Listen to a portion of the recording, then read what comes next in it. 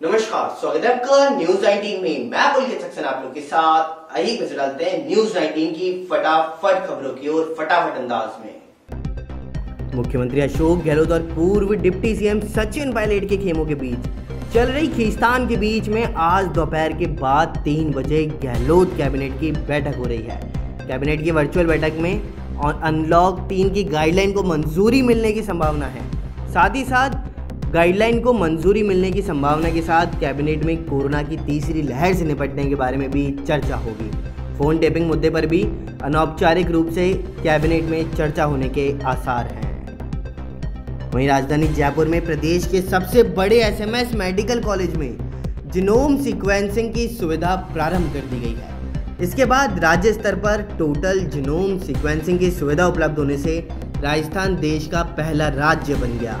चिकित्सा एवं स्वास्थ्य मंत्री डॉक्टर रघु शर्मा ने बताया कि कोविड-19 की रोकथाम को ध्यान में रखते हुए प्रदेश में जीनोम सीक्वेंसिंग की सुविधा शुरू हो गई और इस तकनीक से कोरोना वायरस के नए वेरिएंट के बारे में जानकारी मिल सकेगी।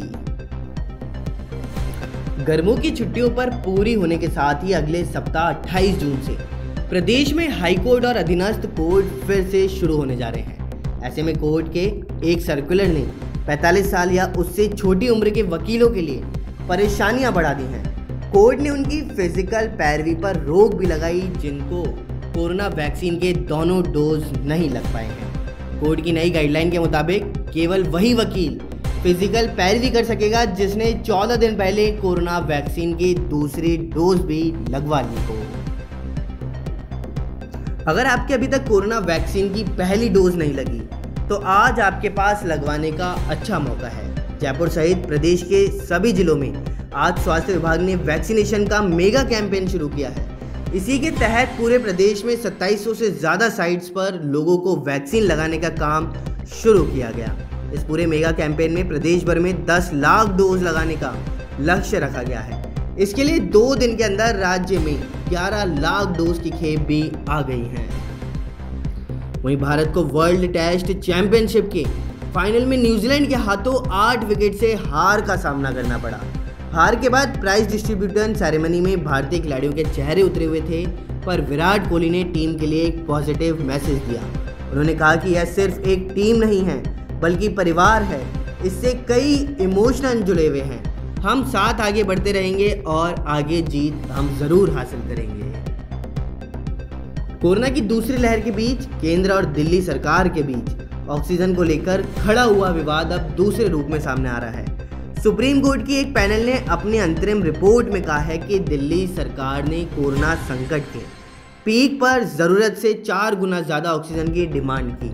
इससे 12 राज्यों की सप्लाई पर असर पड़ा है।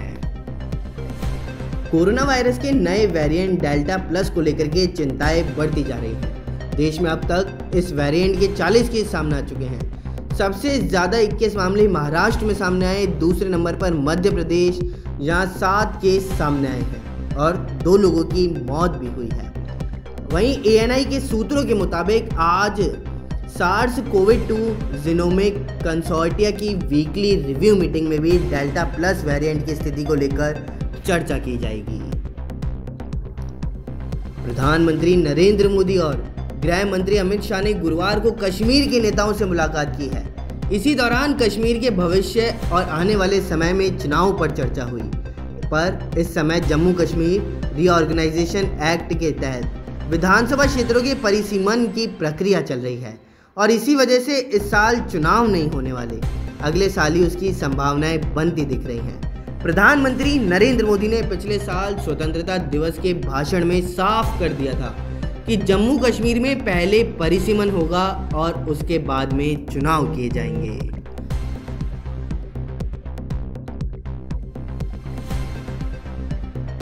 फटाफट खबरों में फिलहाल इतना ही। बने रहिए न्यूज 19 के साथ। नमस्कार।